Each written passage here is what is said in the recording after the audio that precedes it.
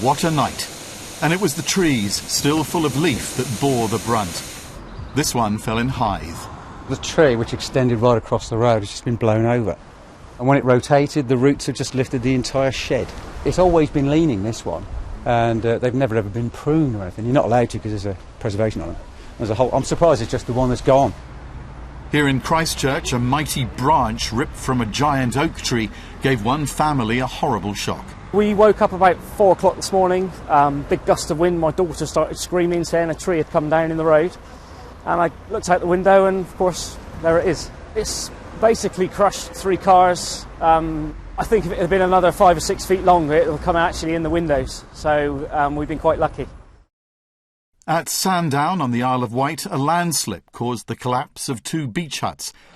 And a landslip by the Weymouth Relief Road brought down trees and blocked traffic for several hours this morning. At Pagham in West Sussex, staff at the Church Farm Holiday Park decided to evacuate as winds began to pick up yesterday evening.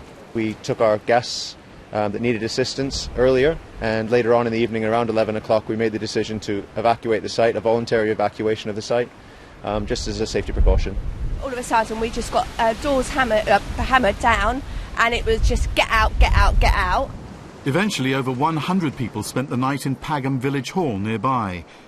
In Swanage, this car was buried under a wall which was blown down early in the morning. In Lancing, several vehicles were crushed when a roof crashed down from an office block housing a children's cancer charity. And at Bournemouth Airport, a giant curtain protecting extension work on a hangar was thoroughly shredded.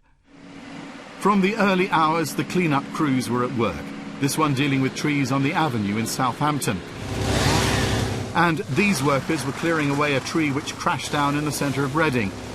All in all, a short, sharp shock for the south, but mercifully no one seriously hurt.